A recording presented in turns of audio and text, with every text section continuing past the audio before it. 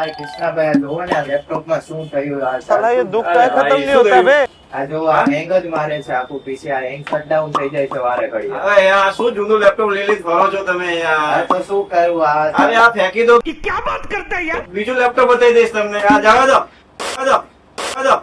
मुझे क्यों तोड़ा? જો ભાઈ આ જો આ સેકન્ડ હેન્ડ લેપટોપ બતાવી દઉં આ છે HP નું i5 12th generation 16GB RAM સાથે પણ આ તો મોંઘું હશે ને અરે કશું મોંઘો નહીં માત્ર 25000 में વાહ